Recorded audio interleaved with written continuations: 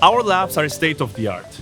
We have three main facilities: the large fire lab just behind me, the virtual reality lab, and the small fire lab for the small experiments. Now, those facilities allow our students to understand how fire behaves, but also to experience the fire. For instance, the smell, or the heat, or simply all the emotions around it. And I believe that's when they realize that fire engineering is actually a silent hero. Without all the science and all the engineering work that we do, fire will take more New Zealanders' lives. I'm standing inside the most sophisticated fire engineering laboratory in the Southern Hemisphere. Now, you're probably aware that it is the smoke and not the flames that kills most people in a fire. So it's not really a surprise that the major feature of our lab is this large extraction system that covers most of the ceiling of our lab. Now, this extraction system is capable of sucking out 25 cubic meters of smoke per second.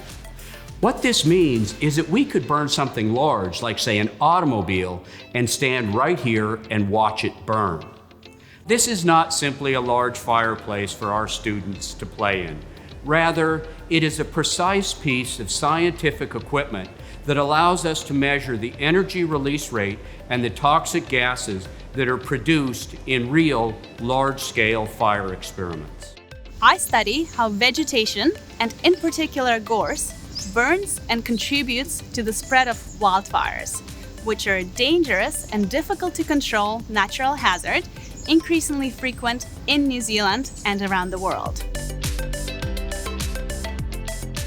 So we use virtual reality to explore how people behave in fire situations. We look at things like hotel rooms, public malls, train stations, underground stations. And what we explore is the human behavior and decision making. Why is this important? Well, if we know how people behave, then we can design safer buildings in the future. Fire labs are a fantastic resource not only for our students, but also for our community. We use these facilities to tackle major challenges that humanity is facing right now. For instance, climate change, or wildfires, and pollution. In this way, fire labs can also help industry to develop and test innovative solutions to make our communities more sustainable and safe.